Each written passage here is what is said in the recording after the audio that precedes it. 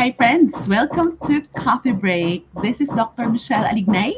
Magandang araw sa inyong lahat, and we're going to talk about today the second part of our topic on marriage matters. So it's Thursday. I hope that you can join me for the rest of the 30 minutes.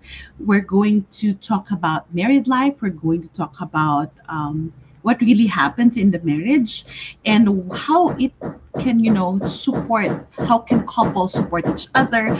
If you are not married, you are very much free to join us because we know you have married friends and you're dealing with married people around you. But I would like to invite everyone because ang bibilis ng ating mga viewers at ng mga titas who are here.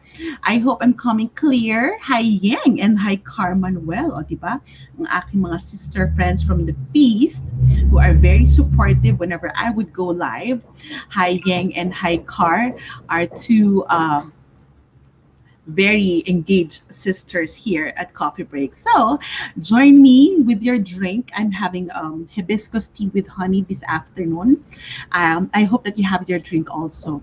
But let me just go through some things that I would like to reflect about, and that is about um, friendship matters.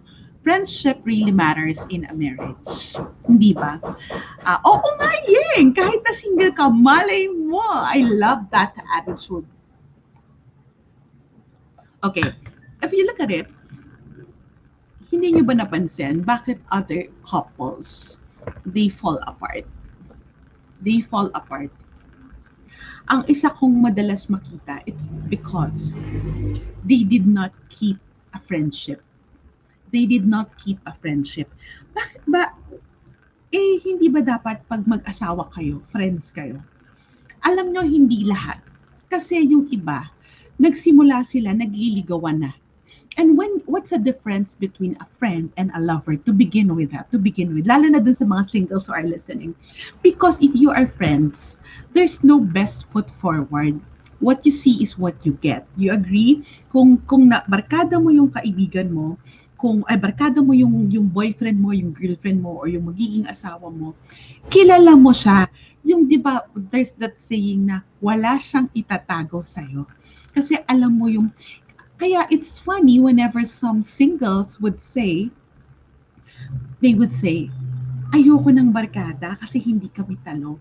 But for me, in my belief, and it has been also, I've read that many times, that friendship is the best foundation of a marriage. Honestly, ako parang barkada ko yung asawa ko bago maging kami. So, alam ko yung pinagdaanan niya, alam din niya yung pinagdaanan ko, and then we've seen each other growing in our faith life, in our service, in our Catholic community before.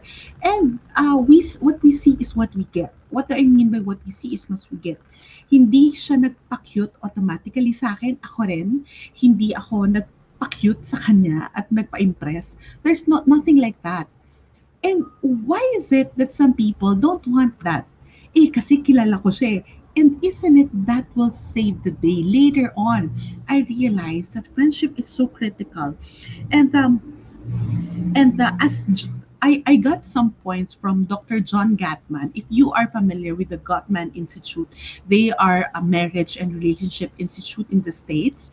And then they have varied studies regarding marriage and family therapy. So one of the points that he said is that something friendship is critical in a marriage because it's something that will save, sustain, and support.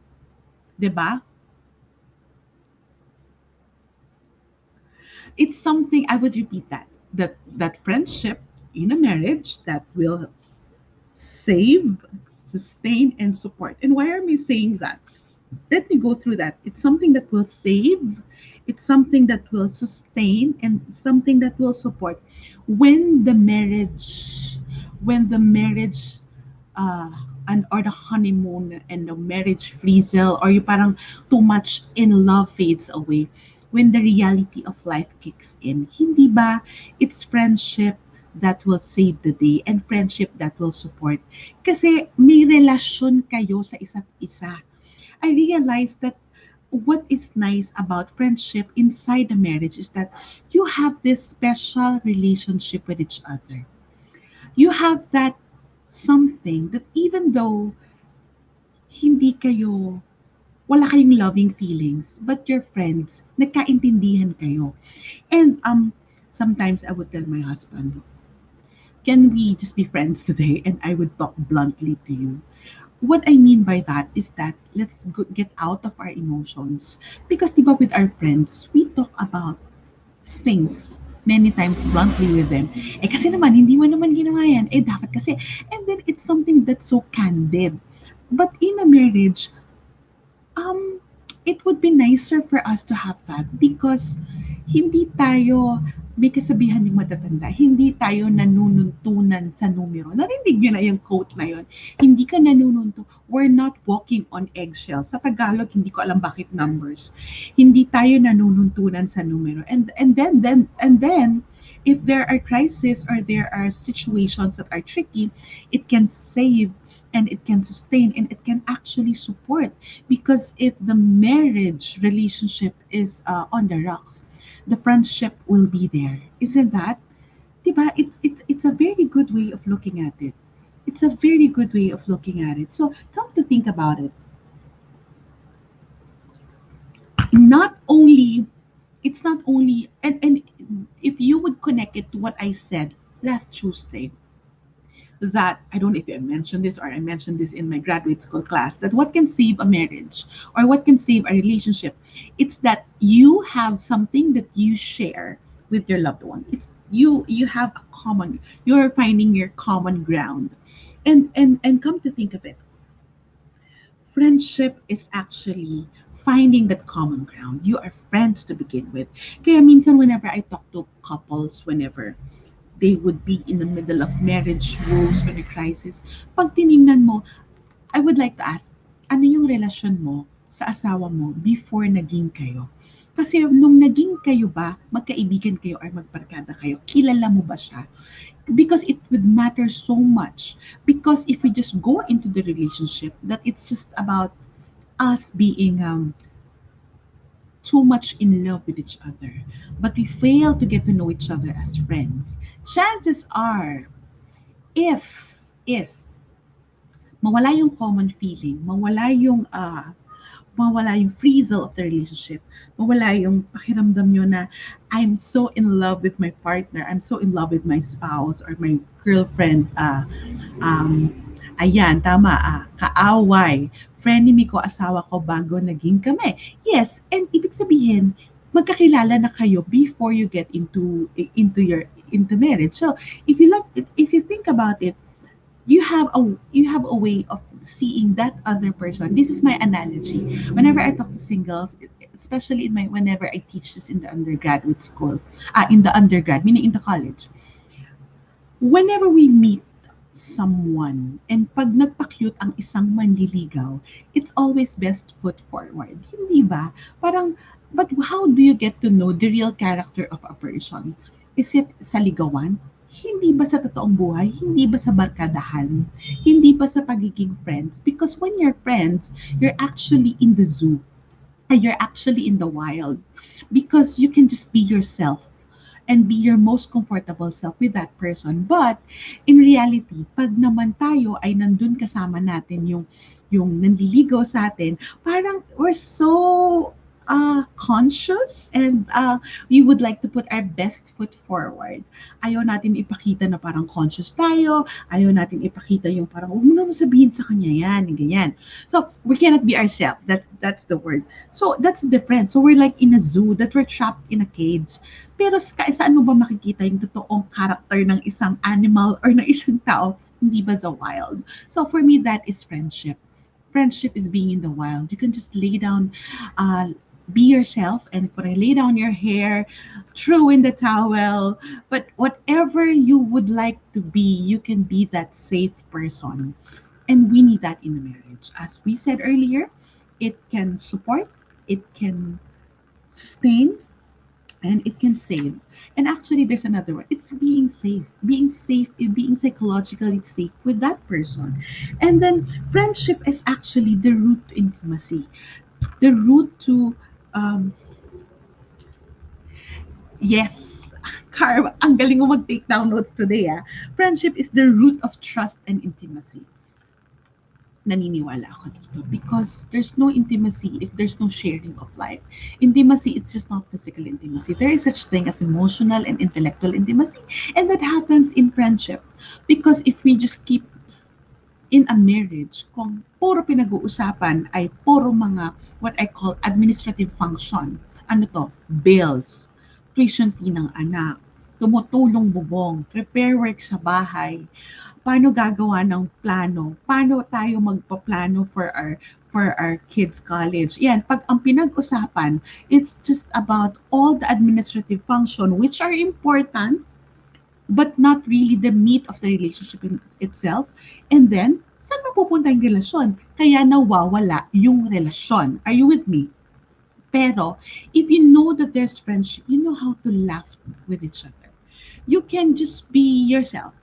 You can just be the silly self, the silly person. You can just be your I am sad today. You can be that sad person because you feel that your friends will not judge you. They will just listen, like like what friends do. So let me just go over with you. And then in any friendship and any relationship, it should be nurtured. Friendship may be the root of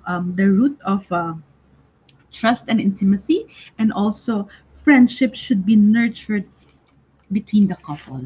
Yan ang kailangan mangyari. That's why, it's important for couples to go out on couple dates. Kasi dyan yung that there's some it's not the date that the classic date night na kailangan birthday lang or Valentine's Day. No, it's that regular process of prioritizing each other, prioritizing the friendship, not talking about the bills, not talking about the administrative function of the family or administrative concerns we have in the marriage. So here, let's go over number one, the how can we create friendship, or how can we deepen the friendship in a marriage, how can we make the friendship matters in marriage, because marriage matters, we need to have friendship matters. One, create meaningful experiences. Parang, wow, kailangan laging may plano. Hindi. You can create small moments to significant experiences. For example, like both of you will be busy and maybe you can just have a good breakfast with each other, join each other for breakfast, or parang, ikaw, kumusta ka ngayon? Are you gonna be very busy today? I am just checking in with you and tuning in with you kasi baka may kailangan ka that needs my support. And I think couples need to do that. Couples need to tune in and check in. Yung bang, we have to be able to learn how to listen actively to each other and respond with each other with respect and with love. It does not need to be complicated, but creating meaningful experience is actually being mindful of each other. When we create meaningful experience, let me catch this. We have to tune in and to check in. Tune in, I will give you my attention now. I would like to listen to you. Or when we sense the other person that they're not okay, it's a matter of looking into it and then saying na, hey, are you okay? Is there something that I can do for you? I have 10 minutes, 15 minutes before my next meeting. Pwede ba kitang makausap? Or, because this really differentiate, I would like to catch this. Creating meaningful experiences, it's actually differentiating the friendship from the administrative duties. Because you have to create it. Hindi siya mangyayari. Maraming demands ang anak, maraming demands sa bahay, marami tayong demands sa trabaho. So we need to deliberately create meaningful experiences. It's the same way at saying, hi, kumusta ka sa kaibigan mo?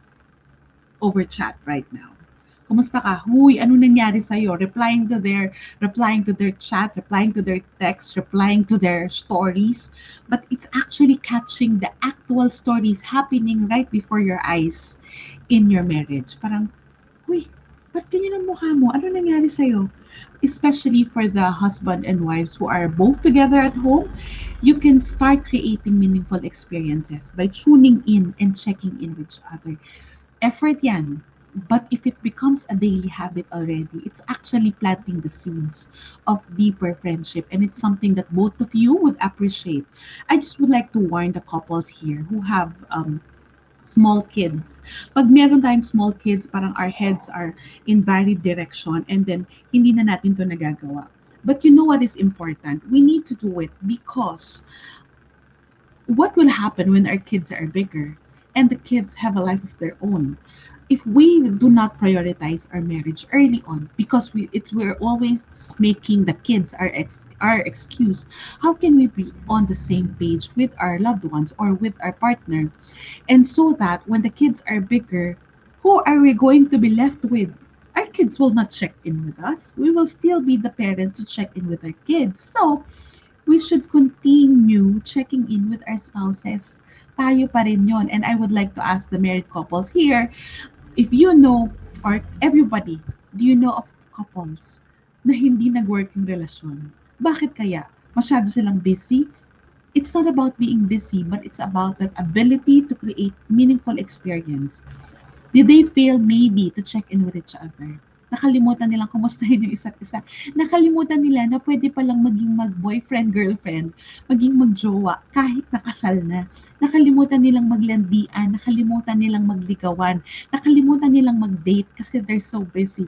And I must tell you, it's actually the formula to relationship drift or losing the friendship inside the marriage if papabayaan natin mangyari. So, number one, deliberately create meaningful experiences. Are you still with me, friends? Number two, if you agree with the things I'm saying, if meron kayong mga kakilala na talagang nag-lift, just share it here at the comment section. The number two,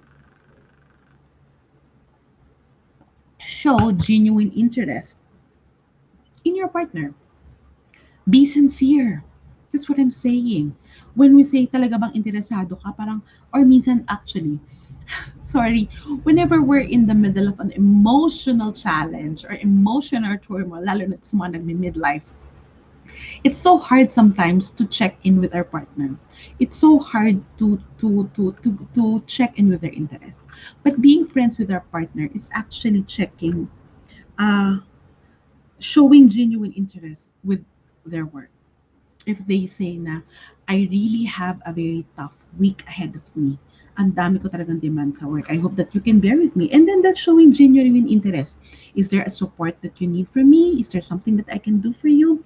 Um, and then showing genuine interest in your partner is knowing that your interest other than work may not be the same. What I mean by that, hindi kayo pareho lahat ng barkada.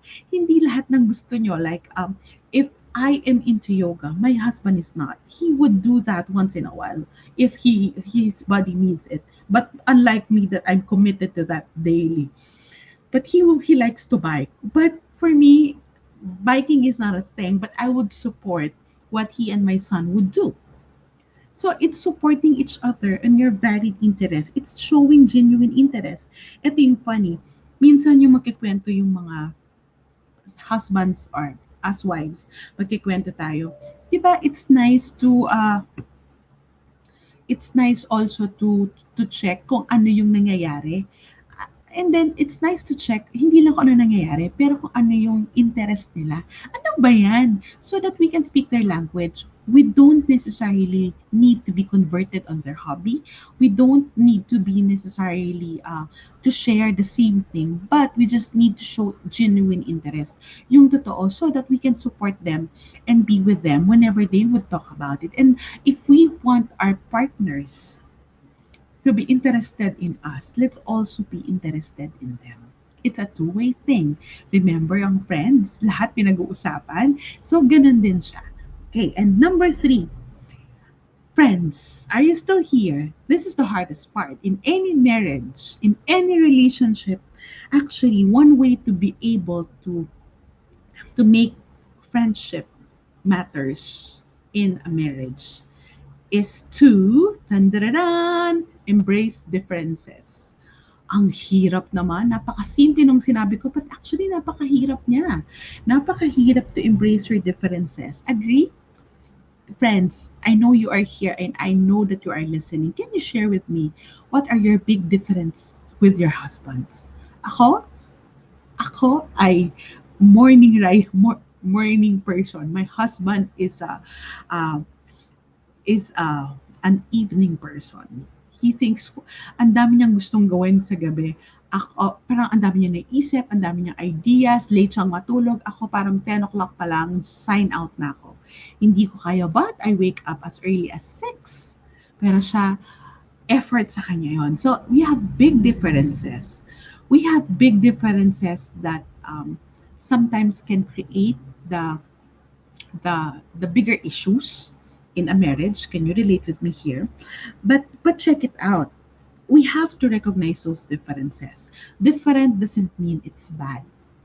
Being different with each other, it's not what they said. Na opposites attract. Yeah, but then let's just say that each person is different from each other, and the more that we resist differences, I would say that the more we resist the differences of each other, the more it's going to be hard.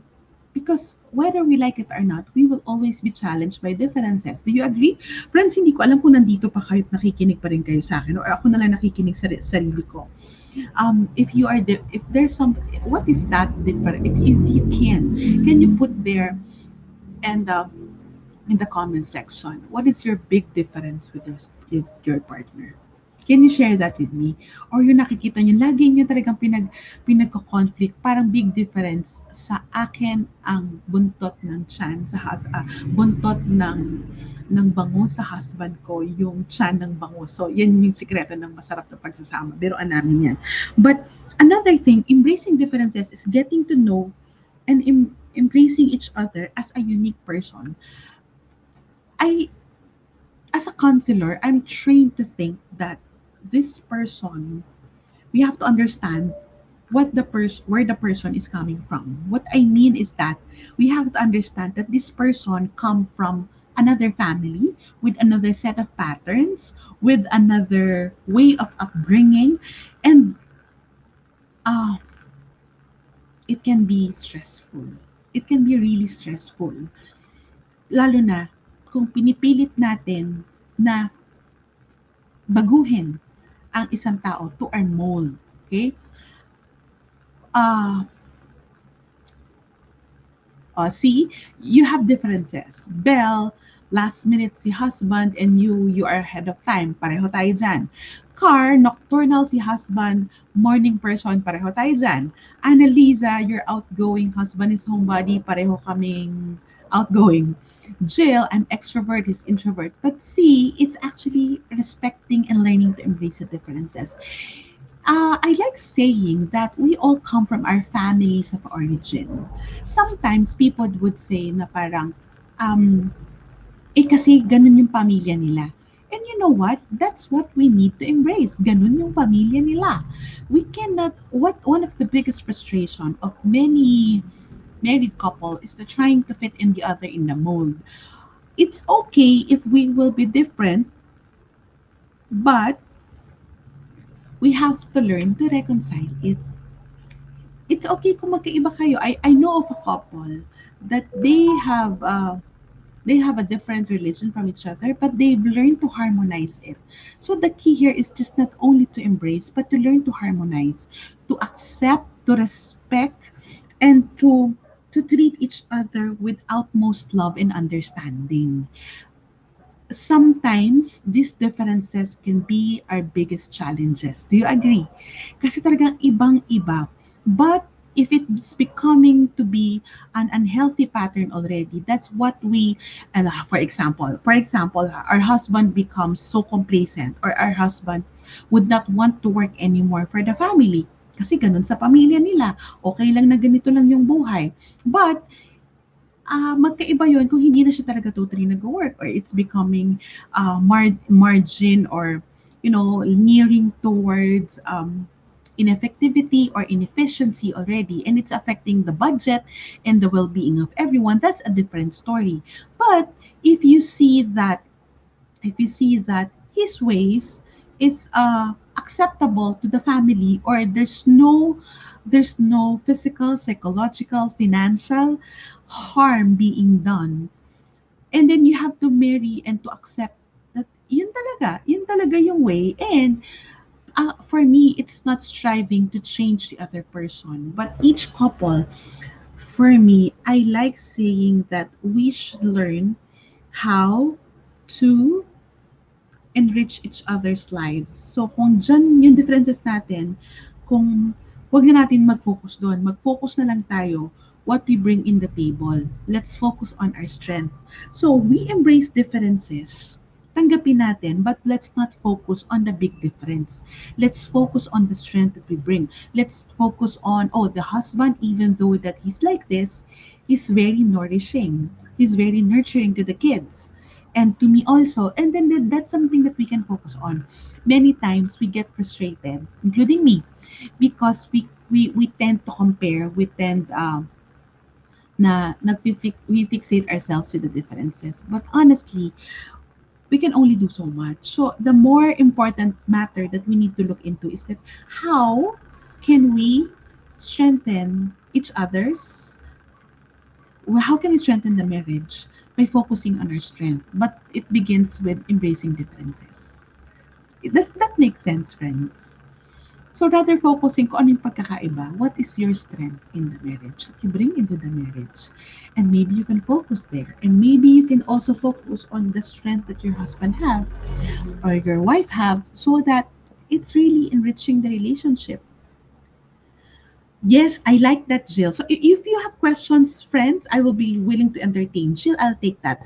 Our quarrel starts with, if I were you. Um, we can only, yes, tapos minsan sasabihin natin, ba, may nagkamali sa isa't isa, sasabihin natin, sabi ko sa iyo eh. But that's us. We like those words, especially the wives. But it's just us. And when you say, if I were you, maybe we can also, I invite you to have this tone, if I were you. Yes, if I were you, but it's not imposing because the decision, it's still up to the person. 'Di ba? Parang, if I were in your place, if you would ask me, if I were in your place, this is what I'm going to do. But this is me. And that's actually more more appropriate than saying, nako, if I were you. That's different than saying, if I'm in your place, I feel that, or this is what I'm going to do, but that's me. I don't know with you. That's still leaving the the decision to the other person, but not imposing. Because our tendency sometimes is that because there's differences, we would like to change the other person to become like us. And to what extent? Sa akin, it's not an excuse that I'm like this. Para sa akin, it's not an excuse na ganito na ako. No.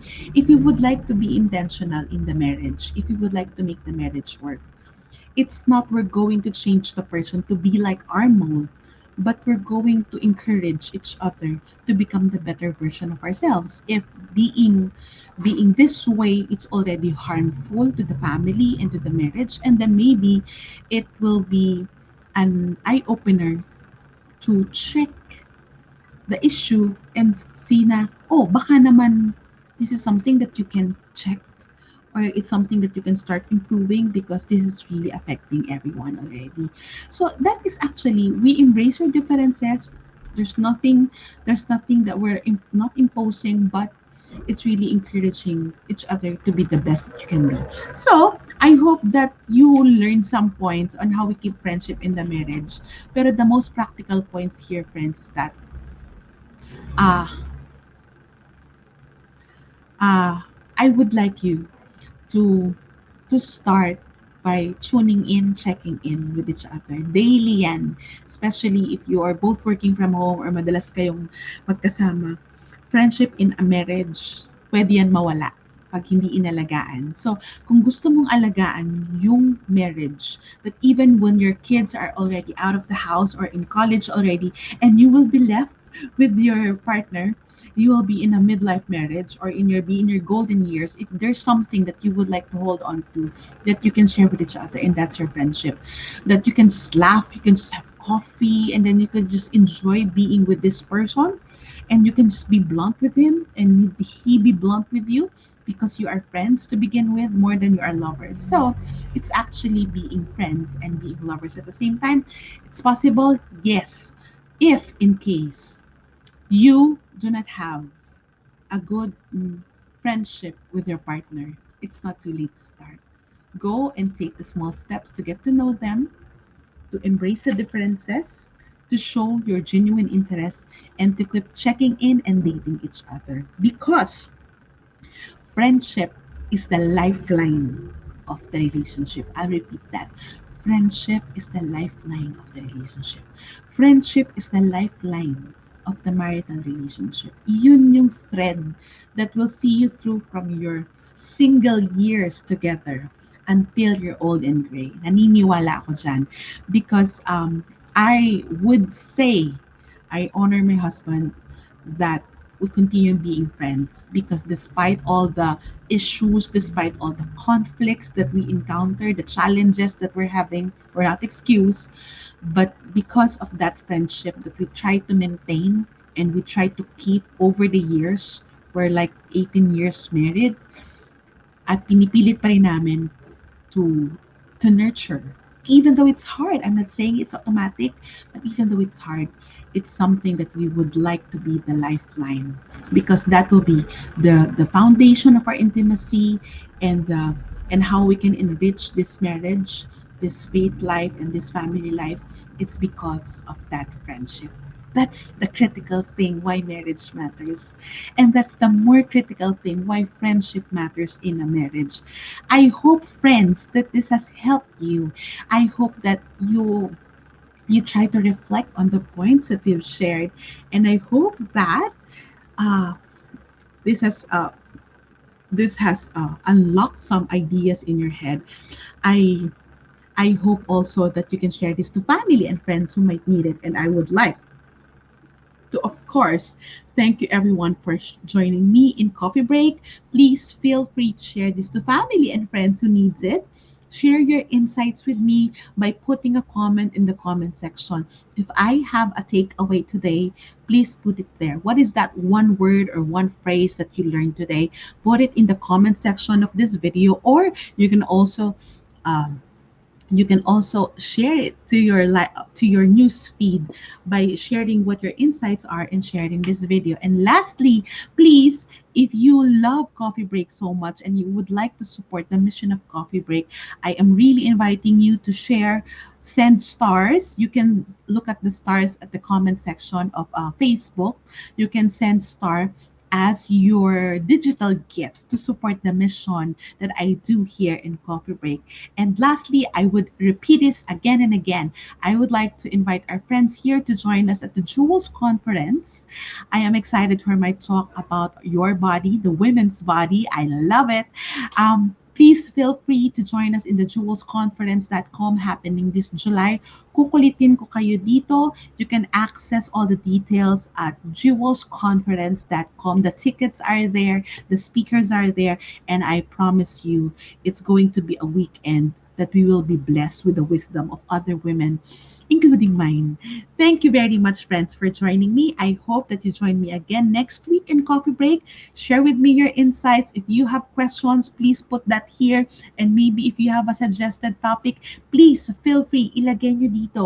Kung may marriage topic or relationship topic na gusto nyong isunod natin, ipipila natin for Coffee Break, I am more than willing to check your suggestions so that we can enrich each other's lives. Magandang hapon sa inyong lahat. Thank you. This is Dr. Michelle for Coffee Break.